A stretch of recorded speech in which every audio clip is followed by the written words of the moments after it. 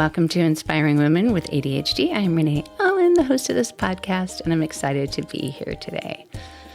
Yay!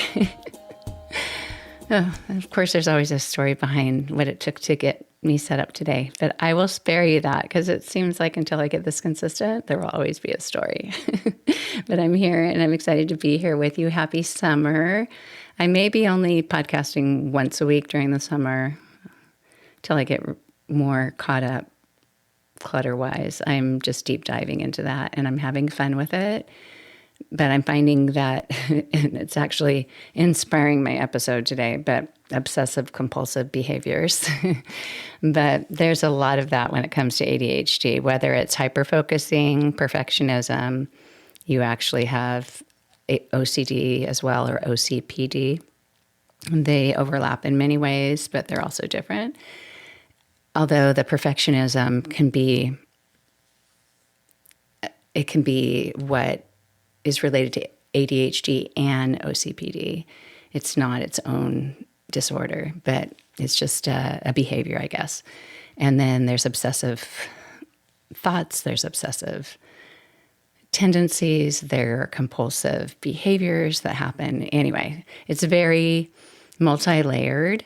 And if you see yourself in any of that, if you've always thought, well, I'm a perfectionist, or yeah, I need things to be a certain way, or ideally I'm a perfectionist, but I can't keep up in a way that makes it look like on the outside. Have you ever felt like that? Like nobody else can tell I'm perfectionist because if they looked at my car and saw how messy it is, or my house or whatever, maybe they wouldn't see it, or my drawer or my closet.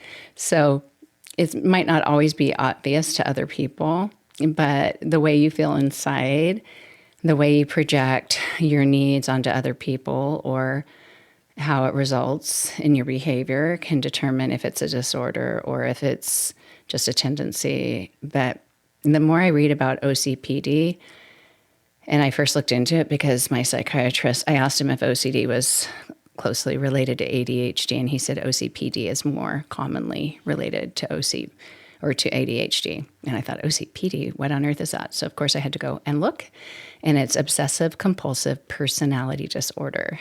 It is a personality disorder. ADHD is not a personality disorder, and OCD is not a personality disorder. It's a disorder. And I really do need to get my blog articles back up on my website. But I've been moving my website, and I'm getting closer. It's getting better. But I really like when you can see a clear picture of what information is. I like to talk about information. I like to give information. I like to give examples. And I think that's a great way to learn. But to keep track of it, if I hear it, I can't put it into a little grid, or I can't see it real clearly. I have to look again and again. I need to have a reference point. And so that's going to be my goal this week. One of my goals is to give some of this information on my blog, because I think it's good to look and see if you think you have OCD, or if you think you have OCPD, or if you think I'm a perfectionist and why is that? You can look and kind of see how that all fits in with ADHD and where you might fit in with that. So I'm more going to talk about OCPD. And if you look back, I don't know which episode on my podcast, but a long time ago, probably back in the 20s, it seems early on in my podcast. Now I'm, I think, at 93 or 94. I never remember numbers, in case you're wondering. I remember what people wore on Easter when I was 5, but I don't remember numbers. But I talked about OCD and OCPD and the differences. And there are a lot of differences and there are some similarities. But I'm going to talk more about OCPD because that is more driven by a need for things to be perfect, for perfectionism. And there are actually 4 types of OCPD according to a few doctors. These doctors' names are, let's see if I can find it. Of course, let's see. Yeah, where did I go with this? I think it's Dr. Mullen. And here we go. Mullen and Mulder. So they're pretty close. Dr. Paul Mulder and Dr. Ken Mullen, Mullen. I like to spell things to be able to remember, or at least to make sense of it in my brain. But they propose that there are 4 subtypes of obsessive-compulsive personality disorder. And before I even give you those, OCPD is a personality disorder in which the person wants to be in control, and the person needs control, a sense of control, a sense in my mind of relaxing and feeling like things are good when things are in order, when things are done to a certain standard. And one bad thing or one disruptive thing about OCPD is when the person tends to project that onto other people and not just have that need for themselves, but demand that of everyone else too. And maybe not everyone else has the desire to have it that way, agrees that it needs to be that way, has time to help with it, feels the responsibility to help with it. But it can be troubling in relationships if somebody's really demanding that something needs to be done a certain way. And just as an example, if someone came to your house to visit and asked to use your washer and dryer, and you said sure, but went through step by step to another adult who's probably used a washer and dryer many, many times in their lifetime and explained how much to put in there so this doesn't happen and how much to do this so this doesn't happen. And you're very, very picky and kind of micromanaging another adult, it can be insulting to that other person. And this might seem like, well, that's a dumb instance. Well, this has happened in my family many times, and not just from one person to a family member, but to people. I don't know. I'm trying not to give away too many people's information, but anybody in my family would know who I'm talking about. And it's just being demanding with your standard. And yeah, it might be your thing, but it might not even be your thing. It could be you came to visit that person and you're in the driveway and you're about to drive away. And this person who may or may not have OCPD is telling you to make sure you take the brake off, make sure that you watch for this sign when you're driving down the road, because there might be a policeman here, there might be a policeman there, and they tell you however many miles down the road. And it happens because that person has that need for that control to avoid disaster or whatever they don't want to go wrong. It is something in their brain that's causing that need to make sure a disaster doesn't happen. And I used to say to this person, you worry all the time. You're always worried about all these things. And he said, no, I'm not, because I do all these things and I tell everyone else to do it. I don't have to worry because then nothing, bad happens, or you avoid all that. Anyway, it's definitely disruptive to relationships, or it can be hard for people to be in a relationship with someone like that. So you may not have it to that degree to where you may not have it at all, but if you know somebody in your life who is like that, it might help you understand that this might be how their brain is functioning, how they can be at ease is by finding this level of control in their lives to have something be a certain way. But you might have it to a way where you're looking at my podcast, and I think about this because I am this way, and that's why it's so hard to have my podcast be on video, because I visually need things to be perfect, and it might not look like it, like I don't dress fancy or have my hair done or whatever. And it's not like I have I don't worry about trends and things, and maybe some people do and think that's a problem that I don't, but I do notice a lot of things. So I notice what books behind me aren't going all the way up. When I'm teaching yoga and some books are in there, I think, oh, some of the books are tilted a little bit. I should stuff that shelf a little bit more. And maybe the person doing yoga isn't even thinking of that, but maybe they are. I mean, I don't really care if they do, but it's something that disrupts me, and I don't want to disrupt anyone else, or I want it to not be off. I want it to, like, oh no, is that showing? Oh, there's a curtain. I put a curtain here to make, if you ever watch a podcast, I'll give you all these little tips. I love to give behind the scenes tips, so whether you want them or not. But if you're ever watching a podcast or a YouTube channel and there's a curtain in the back, or as my husband spotted, a blanket from Harbor Freight, he goes, that's a blanket from Harbor Freight. And I said, oh, that's one of the tips for podcast episodes is to use moving blankets because they're more textured. I actually have, which I don't want to pull it out of the way, but I've got a couple coats in here because textured blankets, I took some coats out of my closet that like those teddy bear coats, because they absorb sound and then it won't be echoey in here. But if that were showing in the background, like when I used to record my podcast upstairs and I'd see a pillow and I'd think, oh, that pillow's kind of right behind my head. And now it looks like I have a hat on. Like nobody else cares about that. And I probably wouldn't even notice that if somebody else were doing it. But anyway, so that's a curtain behind me. But I notice those things. I'm a visually aware, obsessive compulsive person where I want things to have some sense of order to it. And when I watch a movie at night with my kids or something, we're all set up. I need things to be a certain way to be comfortable. And with OCD, you do the things that you do because you have anxiety. For me, the anxiety or the discomfort comes from seeing things that aren't a certain way. Does that make sense? So it's not like I have to wash my hands a certain way, although I have become more obsessive about cleanliness. I don't know.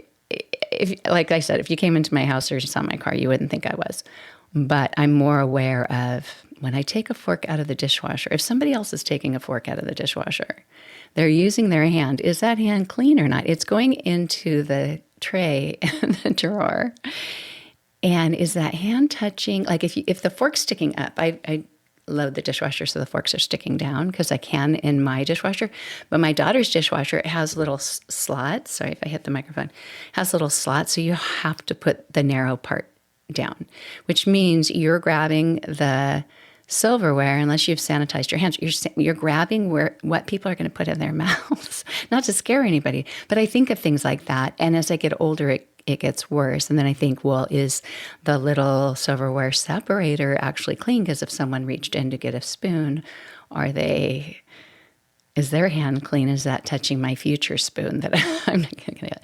And I know that's crazy. And I really don't worry about it to the point of not using a spoon, but I think about it. And I am, I guess, balanced enough that I think, okay, clearly we live with each other's, we live through these experiences and we're fine. But I do think about those things more. It gets a little bit worse as I've gotten older. My aunt told me, actually it's my husband's aunt, but I consider her my aunt too, Aunt Lois. She said the older she gets, the less she cares about that.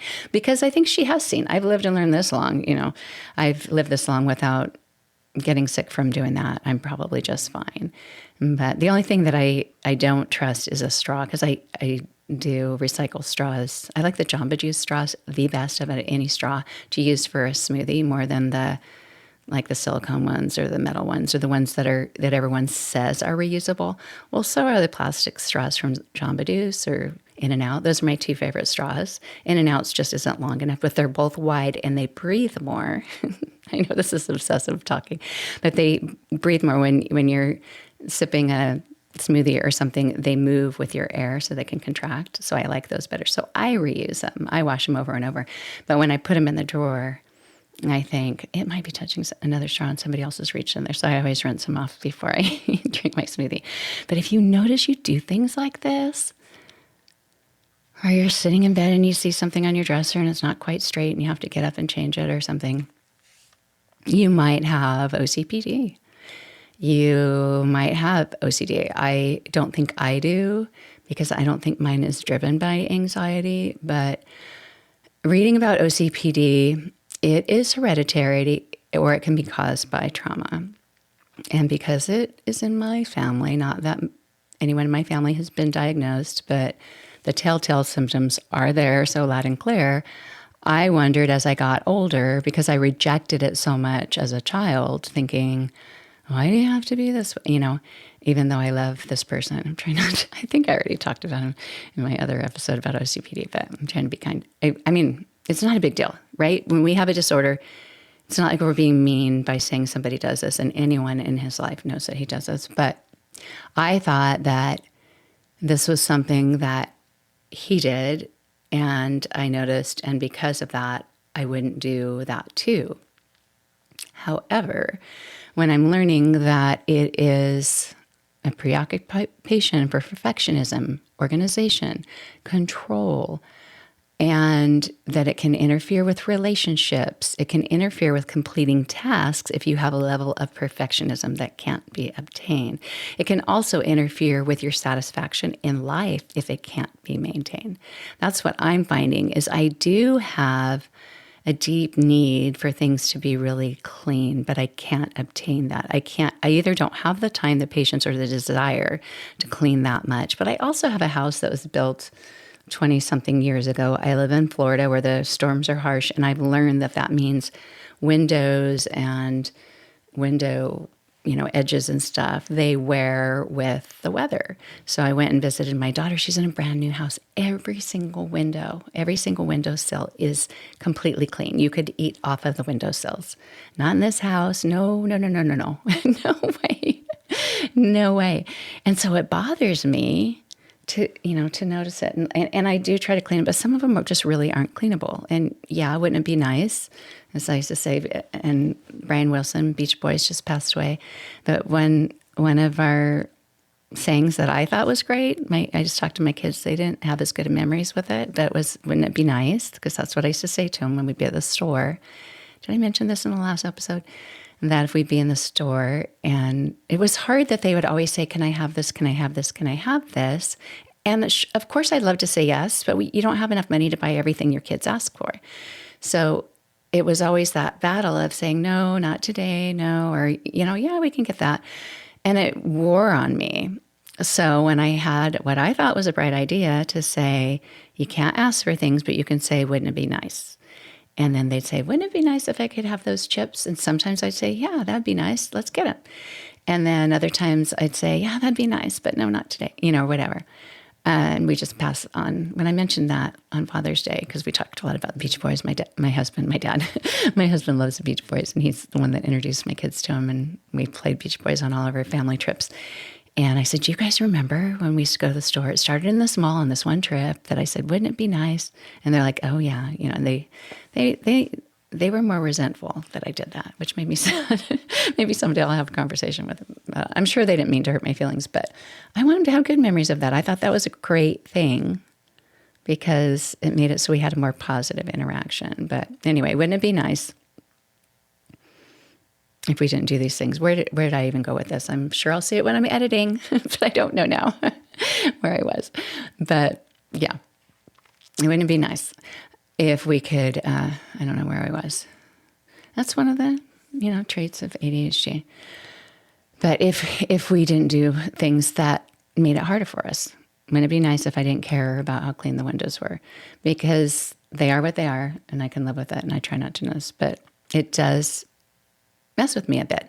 And that's why decluttering can be so great, because if you have these obsessive needs for order and everything, and you're trying to find something and you can't find it because there's so much else in the way, if you have a more orderly house, you won't lose things for long, or hopefully not as long.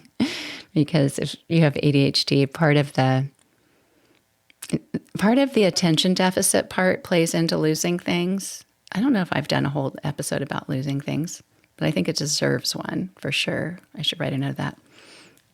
But if we can't pay attention to everything at the same time, and we really, really can't, part of that is the inability to have that working memory, take that information and put it where we can remember it later. And another part of it is having so many ideas that come up. It can push out other ideas. You can't possibly pay attention to them. Or if you're thinking, I really can't forget this right now, and you're grabbing all these things, and you forget to grab one thing, or you're putting something else away, and you have an intention to put it away in a certain place, but you're thinking about 5 other things. And when you do put it away, or you do set it down, you're not going to remember later. And then you lose it, and then you start looking for it. And if things are messy in your house, or if it's not like everything has its place and everything is in its place, that works better if you have more order, less clutter. So that's why decluttering is super helpful. Like you didn't, like you didn't know that, but that's the thing. I think I'm preaching to the choir, but I think it's helpful to know that we're not in this boat alone, because it is hard when you're losing things a lot, when you can't make sense of things, and it can disrupt life. Like today I was teaching a yoga class in this very room right there. And I've been teaching this couple private yoga lessons for like 4 or 5 years, I guess, maybe 4 years. And I've been teaching Zoom classes for a really long time. So I wouldn't say I've perfected it, but I'm constantly trying to perfect it because I have that need. Like, how can this be better? How can this be better? And if you have that need for things to be just as good as they can be, and you also have that idea brain of thinking of new ideas, then when you have another idea, you can put that in and, try that out and see if it works. So one of those things with teaching yoga is, what is the best option for audio? How can the person taking their yoga class from me hear me the best? And when I first started during COVID times, I tried just the microphone. I used a blue Snowball, is that what it's called? Microphone, and had it where it could be close to the mat. And it was the kind, there's a dynamic and I can't remember the two kinds of microphones. I should know because I've learned about this a million times, but it's not the kind of information that my brain retains. Making no apologies for that. I think it was the dynamic kind, and this is the other kind. I can't remember. Anyway, one of them gets your voice that's right in front. One of it gets more expansive area. But anyway, so I would teach, but my perfectionistic brain didn't like it if I could see my microphone there on the floor with the camera. So I started doing things like I would take a blanket that was kind of the same color as the carpet and cover the back of the microphone so it blended in better. I mean, it was dumb, and I'm sure nobody else cared about it, but I was always doing things like that. And then I learned that there's a microphone you could wear. And that, because sometimes if we went into child's pose or something like that, my voice would be more muffled because it was more toward the floor. So I learned that there's a Bluetooth microphone that you can wear, the Rode Wireless Go. I bought one, and people either clip it onto their shirt, or if you're female, you have the ability to put it inside your bra, and it kind of has a little pocket, at least for my body, it has a little pocket in there. Microphone comes straight up. The microphone's not touching anything. That works most of the time, but there are some yoga poses when you're on your stomach. So then people can't always hear you when you're on your stomach. And so sometimes I'll take it out, put it in front of me. So that's worked for a while, but then I learned that there's even the little thing that you can have like come up closer that goes from that. Anyway, I tried that. People said that didn't work as much because a long story with that. But recently, my new AirPods have had better sound. And so I've been using that in my ear until today. And the reason it didn't work today, and nothing else I tried except for my MacBook, but then I had to have the MacBook, my computer really close to me during the class. And anyway, it was kind of crazy because they projected onto their TV. And so at one point I was so close that I'm sure I was gigantic on their TV. And please don't watch this podcast on your TV. I don't want to be gigantic on your TV with this close up. But anyway, and maybe you're listening in your car, that's much better, much better. Anyway, so yeah. So I kept thinking, because when you have ADHD, if you have this gift, it is a wonderful gift to have, is that you are resourceful. It's like you're doing a science project every day. Okay, what are all the pieces? What could be going wrong? Okay, maybe it's the little plug-in connector, and I have an extra one. So I took everything out, plugged it in that way. Okay, maybe it's just the AirPods. I took out the AirPods. I used the Bluetooth piece that I wear one. That wasn't better. I'm like, what? Like I'm trying the things. If it's not the connectors, if it's not the thing I'm using, could I just use the MacBook? They said that was best, but the negative is you get farther away from it. And it's been so long since I used that Snowball microphone, I don't even know where it is. But anyway, it was doable. And one of the things I learned long ago is that when you're making a video, like an exercise video or a yoga video, here's a tip if any of you ever want to do that the thing is least forgivable or most hard to deal with is when the audio is bad. If the video is bad, if they can see you, I mean, actually still in yoga, they do want to see what I'm doing because it's kind of hard sometimes to tell, which leg is which. I think they should make leggings where like one leg is a different color so, so you can see what's happening. But But I'm very aware of that too when I'm teaching. I'm like, okay, I have to have a mat that's a different color than my leggings, and I need to have a background that's different color than my shirts and my arms. Sometimes they're really white and they blend in with the background. I'm always aware of stuff like that probably people don't care about. But anyway, so today what happened is afterwards I realized that in my leggings I don't know if you have these, but sometimes you have a tiny pocket inside the waistband. Inside there was another AirPod. If you're watching, just this kind, the old school. And I paint fingernail polish. If you lose AirPods, here's a little free tip to go. If I have multiple sets, which I do, and I've bought a lot of them used, oh yeah, that's when my heart rate goes up thinking of all the times I've lost my AirPods, because this is my lifesaver to get anything done, is to put an AirPod in my ear, listen to a podcast, listen to a book, listen to a show. Then I can get stuff done. And so since I have a couple different sets of these, because I tend to lose one or the other and try to keep them together because some are older than others and they won't work in a different case, is I paint a dot on a fingernail polish on the case and then a tiny dot on the top of each AirPod. And I have some off-brand ones from Amazon and the sound isn't as good, like for music and stuff. But that's if I really have lost all my sets of AirPods. But anyway, I was using this because I thought I was planning ahead. I was using this to listen to a podcast to get some things done before I taught my yoga class. And then of course, multitasking. And I know I made an episode about why multitasking isn't good, but sometimes like laundry, you're not going to spend your whole day waiting for the washer to finish in the dryer. You're going to do something in between. So I went to switch the laundry, took my AirPod out of my ear and put it in this little pocket in my leggings. And I thought I was being really wise because last week I used my new AirPod. The AirPod Pro 2s now can be used as hearing aids. And I have hearing loss in my right ear. So I thought I'm going to use that. And when I'm out in public, see if I can hear people better. Because it's been so long since I've used my hearing aid that it doesn't work very well when I try it.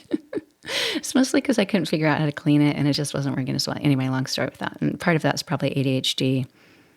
I know we're not supposed to blame everything on it, but I think that really was just kind of a lack of understanding of how to keep that clean without wrecking it. But anyway, so because I used my AirPod Pro 2s last week, right before my private yoga class, I had used up the battery. And when it was time to start class, partway through, it went, and it went like battery's dying. And I thought, ooh. So I switched it out and put the right ear one in the left ear. Save, it worked. Because I usually just use one ear, and that's the only ear that works for me. Like I can't just use it in my right ear because that ear doesn't work. Anyway, so back to that. Today I was thinking, be smart. Don't use your newer AirPods to get work done. Use your old one. But when I put it away, I have a new spot where I put them away so I don't lose them as much as often. But I wasn't in there, so I put it in this pocket and I forgot because other things come up in our minds. We don't remember everything, and this isn't so noticeable that I'm going to remember. So I came in to teach the class, and all of my Bluetooth options that I tried did not work because this AirPod was still connected to this computer. And so, can you hear the thunder? I don't know if you can hear the thunder. In Florida, we get thunder and lightning storms. So fun. I super love it. It's just exciting as long as the power doesn't go out while I'm recording. But anyway, so that's my wisdom. My planning ahead was good to use a different AirPod. My incomplete thought of putting it in here and not putting it all the way away interfered with that class. And thankfully they're patient, and thankfully I was able to use a closer up computer, but it was disruptive, and I think they still had a nice experience, but I was a little frazzled. I came out of teaching yoga. Usually I walk out like, oh, that was so nice and wonderful. And today it was more like, why did that happen? I've done this a million times. Why did that happen? You try to make things good. But at least I found out. Once I saw that was in there, because I went on to the settings on my computer and looked, and it said that an AirPod with a pink dot was still connected. And I thought, what? And then I found it and I thought, oh, it actually was. So yeah. Yeah. Wouldn't it be nice if things were perfect all the time? They aren't always. But if you can keep things more orderly, I think that's the hope. And maybe when we have ADHD and things are out of control a lot of times, maybe it's a natural response. It's like a seesaw. You know, we're going deep this way until like, I'm spiraling out of control. My brain's maxing out. I can't do it. We need to have some order and control to kind of even things out. It's like, where can I get control? How can I create an environment? My friend was telling me today, and she and I are a lot alike. And she said, do you ever have this? You know, we were talking about moving in, you know, where it takes a while once you move in to really decide, is my kitchen set up the way I want it? Are my spoons, you know, in the drawer that I want, and my spices and my this and my that? And I thought, yes. And I think I do it the whole time that I live in a place. I'm constantly searching for the better way to have it organized. When I worked in an office, I did the same thing. After 3, 4, 6 months one way, should I move the file drawers over here? Should I move my computer into this spot? Should I do this? Could the flow go better? Because at some point, there's some friction to having things go smoothly. And I think it's great that we can be resourceful, but it can also be hard. If you have a level of perfectionism, that's hard to maintain. So let me go back to these 4. Where are they? Dr. Mullen and Dr. Mulder. So do you ever do this with names? If you have a name and you try to like assign it to some experience or something, like make a picture in your head, then maybe you'll remember it. And on the X-Files, wasn't the guy's name, David Duchovny, wasn't his name Mulder? Am I remembering that right? And then Mullen, how would I remember Mullen? I'm just mulling over this. That's more, is that even a word? It's like when you're just kind of like trying to figure it out. Is that Mullen or Millen? Anyway. Okay, 4 subtypes of OCPD. I mean, should I give it a little more of a summary before that? Okay, here are some signs and symptoms of OCPD before we go on. Because I looked for like, what is the deciding factor of whether you're diagnosed with this? And maybe I'll ask my next psychiatry visit, because I don't have to pay a lot. I don't have to pay as much as a copay for my specialist anymore. The first year with my first insurance, I tried my best not to be talkative, because I just thought, I can't have this cost too much. It was very, very, very hard. So obsessive-compulsive personality disorder. Oh, yeah. So one of the reasons that it's not diagnosed very much is a lot of people don't realize they do it or don't see anything wrong with it. I think I have an awareness because it was in my family. And then when I saw it myself, I thought, oh, this is just because I grew up with it. I also I don't see it in my brothers, but their wives have told me that they've seen it too. So that's really interesting, huh? But it says it affects 3 to 8% of adults. That's not very high compared to ADHD. That's another blog article I need to have. I did a whole episode about what percentage of people have ADHD, of all these disorders, and ADHD was really high. I think it was higher than OCPD for sure, but of course I don't remember the numbers. I don't remember them. Okay, so some of the things is having perfectionism that interferes with completing tasks. That's kind of a given with ADHD, don't you think? Do you have that where you don't get it done? I don't know. Maybe I think it's such a given because I so identify with it, that having perfectionism to a level that makes it so you don't either do something or complete it because it's not done the way you like it to do. I respect people. I admire people who can get things done so much faster because they're not thinking about it so much, or their standard isn't quite the same. When I organize a space, I also clean it. I also have the rag and the spray and the vacuum. And I love it. It's soothing to me. I think that's fun work. But yeah, being preoccupied with and insisting on details, rules, lists, order, and organization. maybe you do this, maybe you don't. I don't think I project mine onto other people as much. I think I wish I could. I wish I did, because I would enjoy that space better. I would enjoy an environment where everyone did things to my level of perfectionism. But my need to have everyone be happy, the people pleaser part of me, doesn't do that. So yeah, I'm too aware of other people's feelings to do that. Have excessive devotion to work and productivity. Do you work and work and work and work and work and have a hard time stopping? There are two sides to it. There's the I can't get myself to get started. And then sometimes if you have that hyper focus, that could be I dive into it and I can't get myself to stop.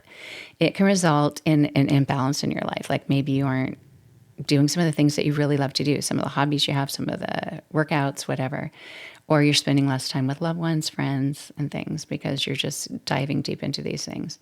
Have excessive doubt and indecisiveness. This is another crossover with ADHD because it can be really hard to make decisions, but that one need to please other people or make them happy. Maybe it's not pleasing them, but just doing things with them in mind.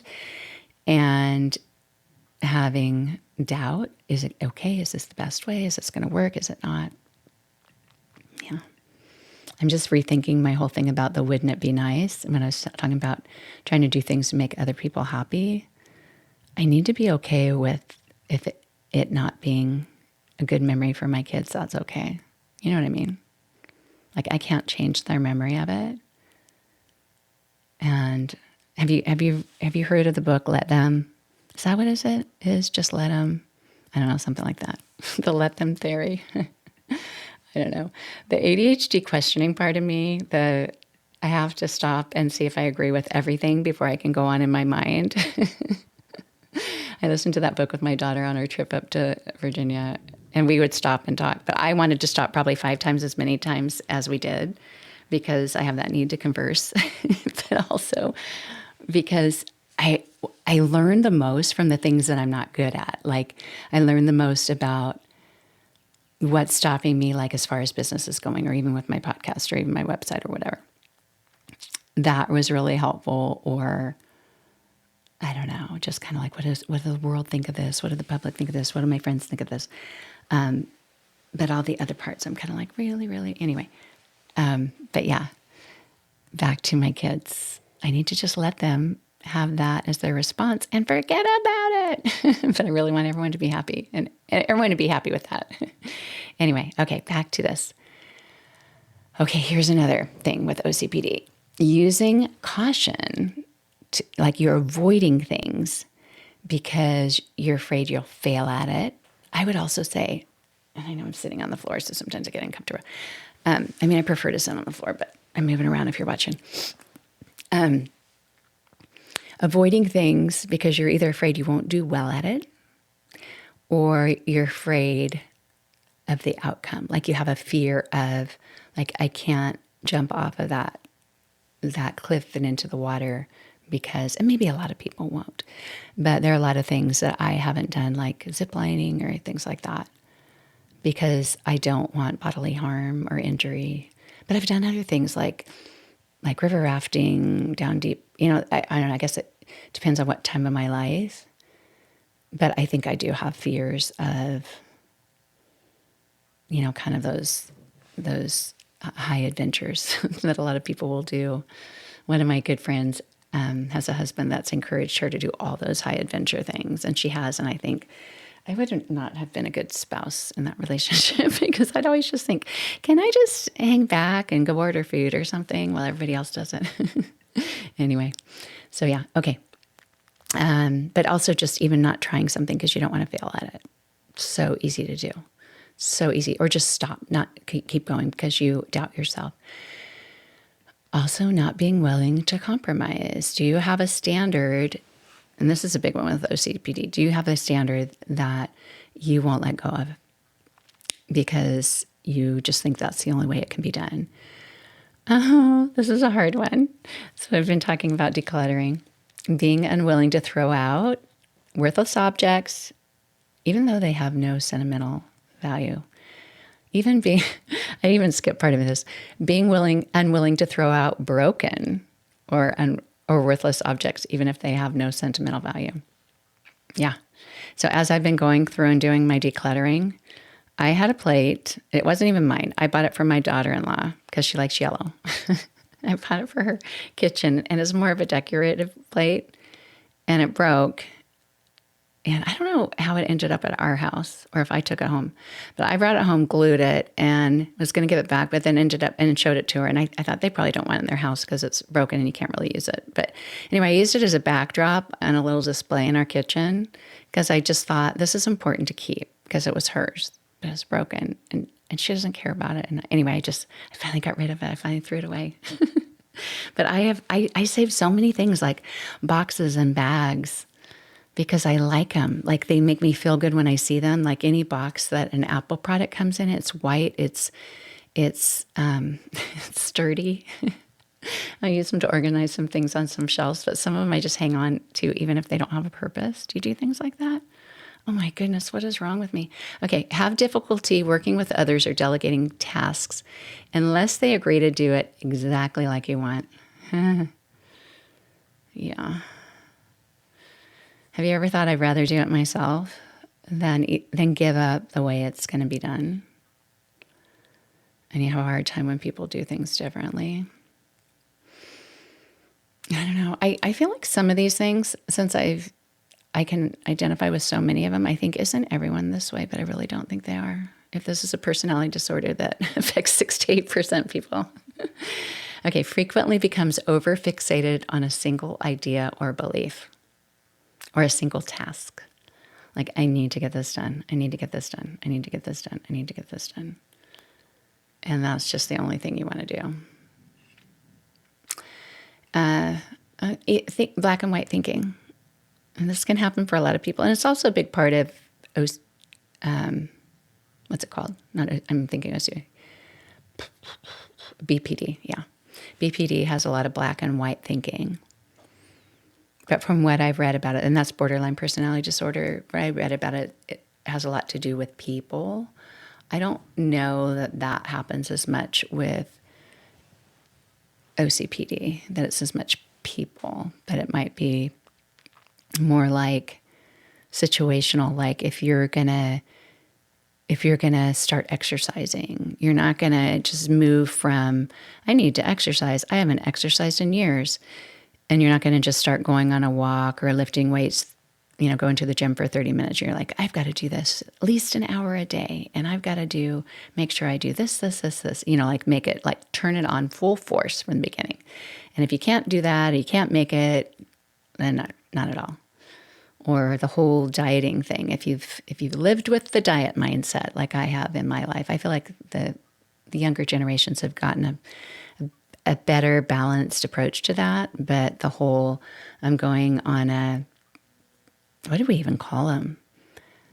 The crash diet. Oh yeah, the crash diet. I'm going on a crash diet. I'm only going to have liquids for 2 weeks. I'm going to make this little smoothie, or what we didn't even call them smoothie, this shake.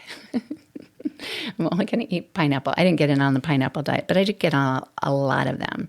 And you follow that and you do lose some weight and you're starving, and you look at other people who are healthy and they get to eat peanut butter and you're not, or whatever, And then you, quote unquote, blow it. That's that black and white thinking, right? You blow it. And so you're like, well, if that's going to happen, then tonight I'm going to go do this. My friend and I, my roommate and I, we would go to Weight Watchers, and the night before we would eat as much as we could before our weigh-in because we'd think, like, this last we can eat this. It was such black and white thinking. Huh. Whew. Yeah. Crazy. But, it's part of life for some of us. Having difficulty coping with criticism. How is that related to OCPD? I don't know. Maybe it's obsessive thoughts. I mean, there's also the whole rejection sensitive dysphoria. It is hard. It is hard. If you're struggling with that at all, even just today, if someone's criticized you and it's bugging you, And if you just kind of look at it and say, one, does this person matter to you? If they don't, like you hardly know them, they don't really know you, let that go. If they do know you and love you, the weight with which you're taking it is probably not the weight which they even think about it or you. And I know it's easy to to take it as if it is the 100% way that they look at you. It isn't. It isn't. So yeah, it's hard to be balanced with these things, especially if you have these tendencies. But just think of all the things that that person loves about you or that they've said about you. Try to balance that out, because it's so easy to take a negative comment or look or sigh or however that is. It can be hard. So, yeah. And over-focusing on the flaws in other people. Trying to, let that take you into a spiral. Anyway. So yeah, so I'm not going to go into this more, except for to go back to, do you remember the names? Mulder, is that his name, from X-Files, and Mullen? Let me look it up really fast. X-Files, what were their names? Actors. I mean, I know David Duchovny. Oh, he was Mulder. Scully and Mulder. Yeah. Okay. Yay, I remember something. I didn't even watch it that much. It was my friend's favorite, and we didn't have cable at the time. Because, cable was expensive, and it's not like we always had many. We had 6 kids. But, okay, let's go back to these people. Okay, there's 4 subtypes of OCPD. And this is just new to me, so I just thought it'd be fun to pass along. One is the over-controlled person. So this might be the person who either lives this way in their life or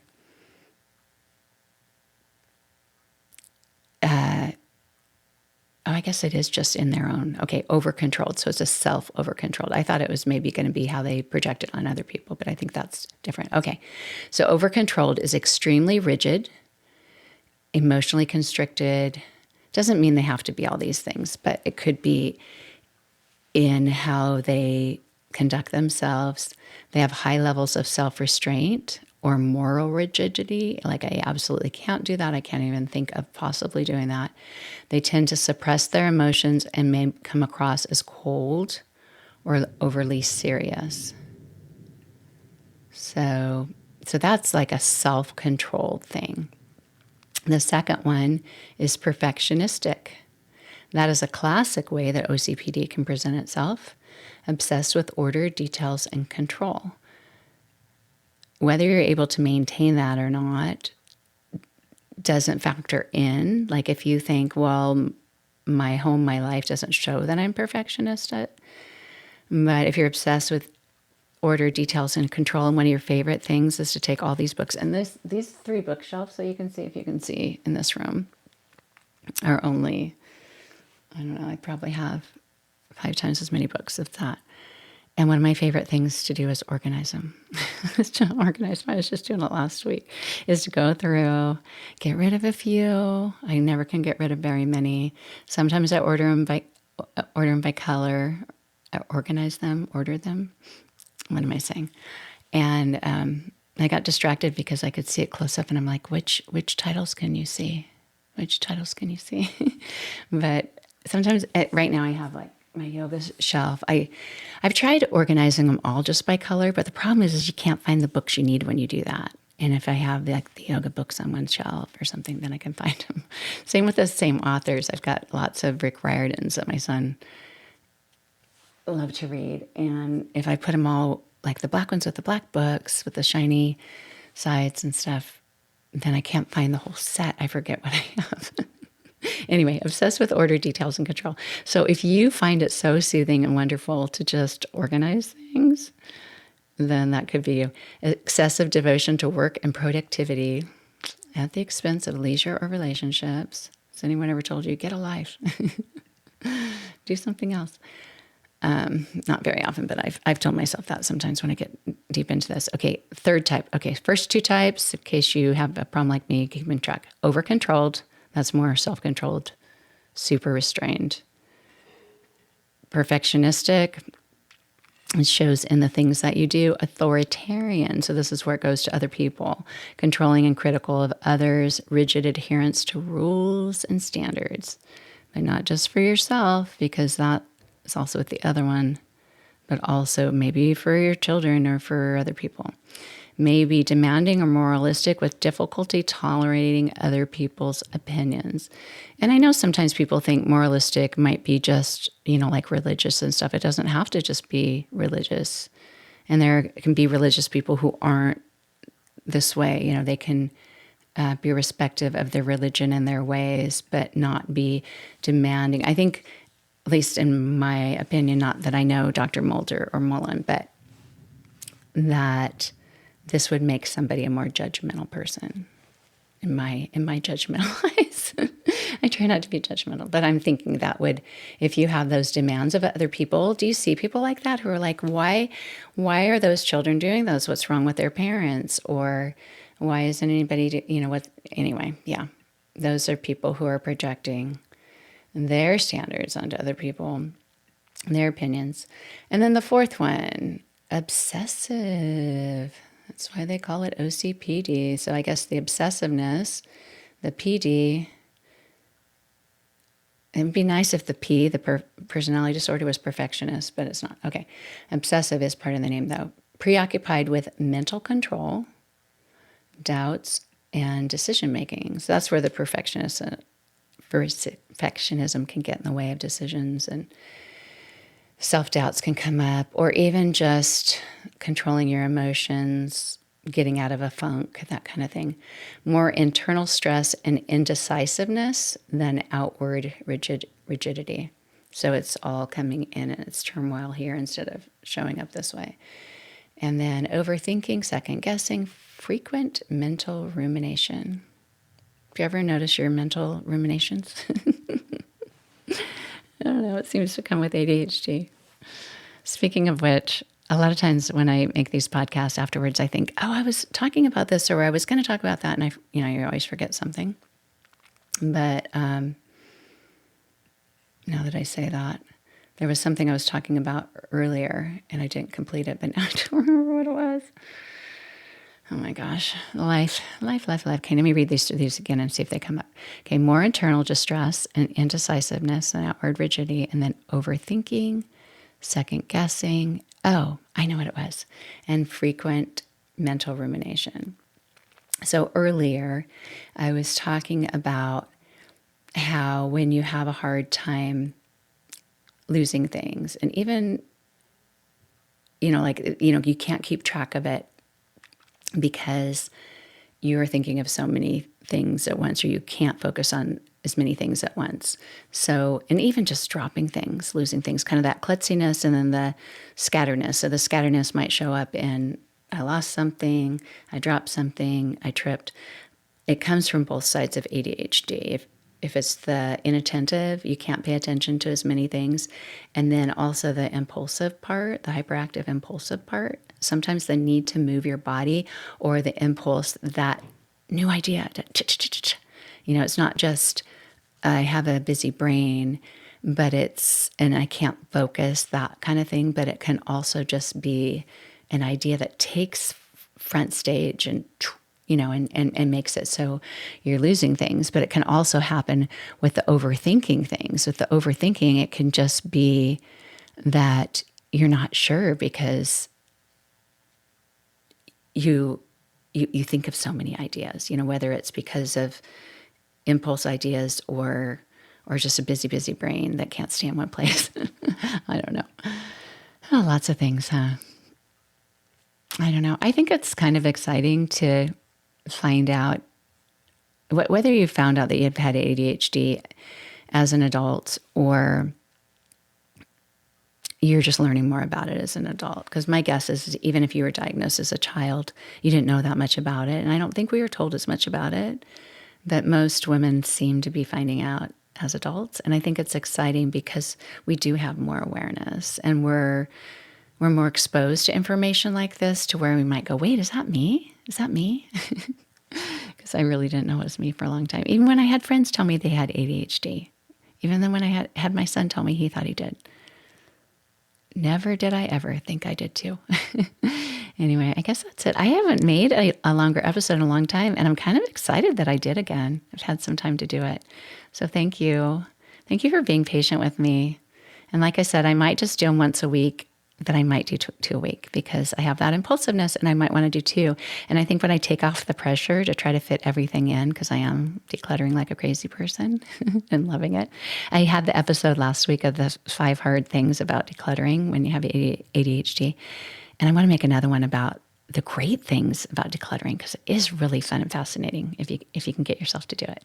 So thanks so much for being here. I will be back. Go to my website, see what I've done, renee-allen.com.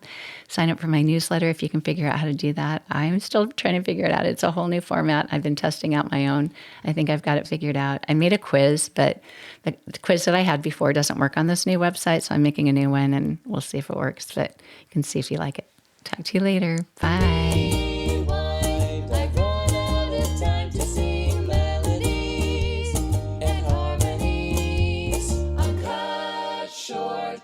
The silence of sound has yet been found, but not by me.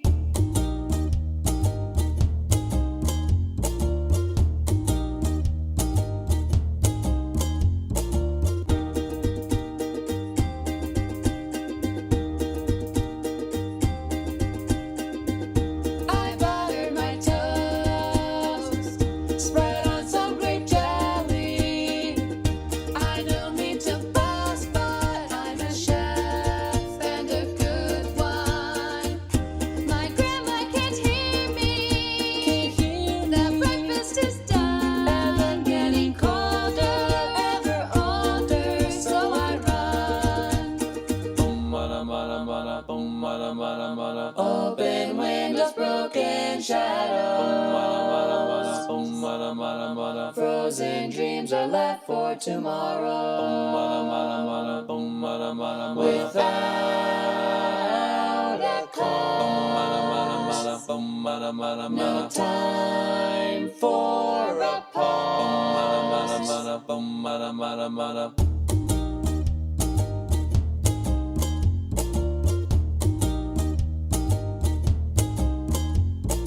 Rewind, I've run out of time to sing melodies and harmonies. I'm cut short. The silence of sound has yet been found, but not by me.